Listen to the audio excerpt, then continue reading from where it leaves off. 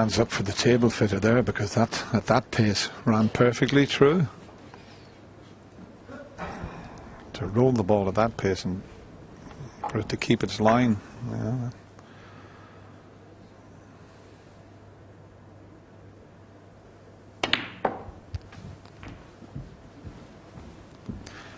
Now, can he get in behind the colours? 7. Normally you'd play up behind the black, but because the green and brown are close together, I think he would rather attempt that. But it's a natural to come up behind the black.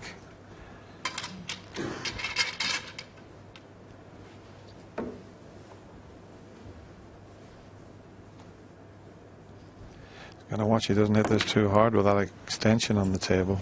I've seen that happen before, where a player has hit the ball and it's gone over him, caught the extension, but he has got it in behind the brown. Now Ronnie's got out of a few tricky snookers, and this is another one.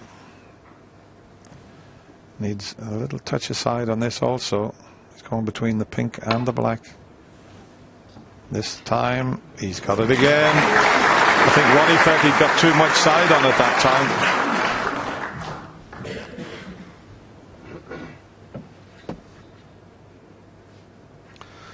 Yes, Ronnie played it very, very carefully there, didn't he? Trying to make sure he didn't leave a free ball just in case he did miss it. But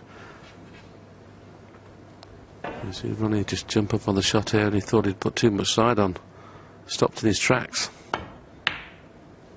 If this is hard enough, it's good, but it's not quite. It is hard enough.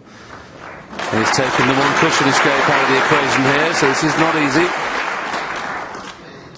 You see the little touch aside on that? I was like you, Willie. I thought it's not hard enough, and then the side took off the cushion and slipped in behind the black. And there's enough room to go around the yellow. Just watch the white here as it hits the cushion. Just watch it. Just a little bit of side took it into the snookering position, and lots of side required again here. He's going between pink and blue, believe it or not. Not this time. Foul. So all of a sudden, Matthew Stevens, after playing for what, maybe the last 8 minutes, has got the snooker that he needed. He could pinch this frame by 1 point, but after doing all that hard work, does he risk a very difficult yellow, or does he wait for a better chance? It's certainly a relatively straightforward safety shot. You can hit the yellow very, very thin on the right hand side, get the white up towards the black and pink, and put the yellow in the middle of the back cushion, but I don't think he's playing that. Playing the yellow up and down. It's a strange choice, that, because if he gets it wrong, which he has done, he's going to leave a shot to nothing. Would you have played it that way, Dennis? I probably would, but I'd have made sure I got the yellow past the black. I definitely wouldn't have left a possible cut in, as you say. Well, a free shot really at this yellow.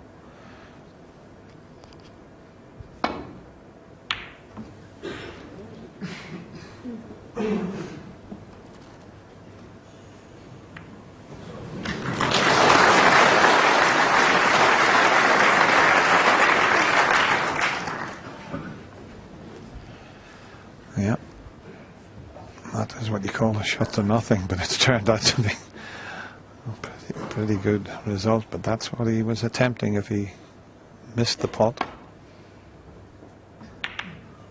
Well, he's got away with this. Yeah, that's okay. Might be snookered again though. A little thin one off the yellow will get him around behind the green and brown again. Just watch Ronnie, where he tries to put the yellow in a safe position as well, in behind the black with the yellow. Doesn't miss a trick. Easy one to hit, but he still has the snooker just about. Just looking at that, Matthew might be able to get the snooker back behind the black, because he'll send the yellow back up the table, and every chance he could use that black as a snookering ball. Got to be careful he doesn't push the yellow near the pocket though. And he's played it well. He's played it very well.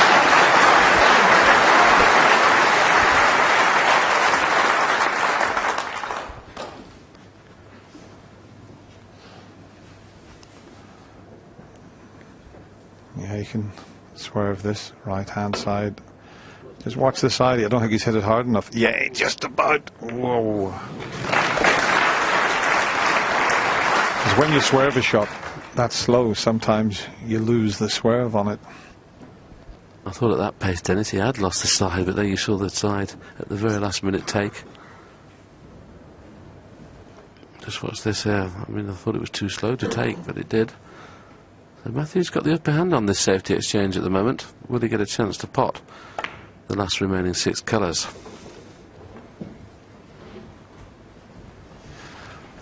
Well, you can't get a shot at the yellow. Not an easy shot, that's for sure.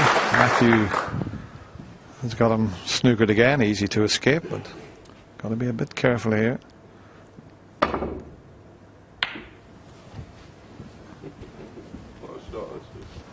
Now he wants it to keep running, and has it. Can he see?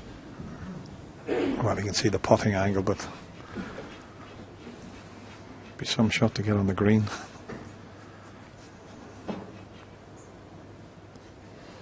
And it looks as if he's giving it a go. He won't be hitting this easy. He's done all the hard work. He's got the snooker, and it looks as if he wants to risk this. Awkward bridging. You'll have to power it in to get anywhere near the green.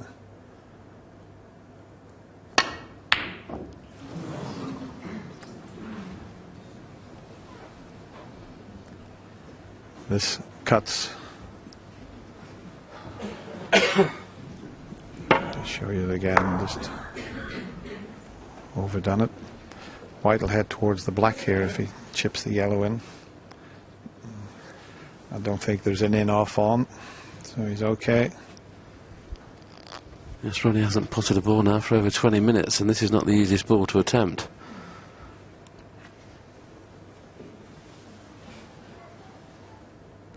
He's not taking the cut into the left corner, but he's looking at the potting angle there, and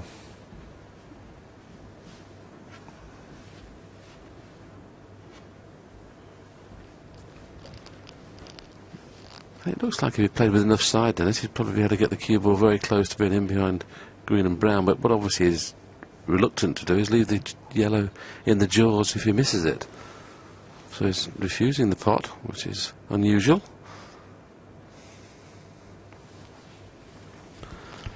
He wants to take the pot now.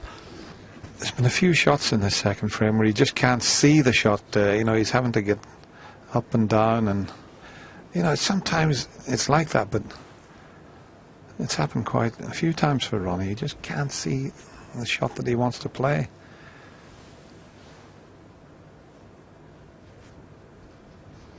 So he's playing the 2 shots in one, playing the pot and the snooker just in case. 2. Well, he puffed his cheeks there, and you don't see that very often from Ronnie O'Sullivan, but that pot was on and he nearly refused it.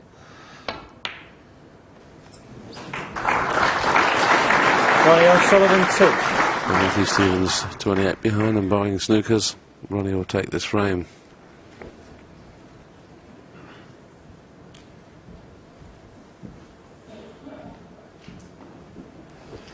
Well, I must admit I was expecting quick fire action. We've had a 23-minute frame, 32 minutes and counting, but that's just the way the frame's gone. You know, we've had some very good tactical and snookers, and that will be the end of the frame.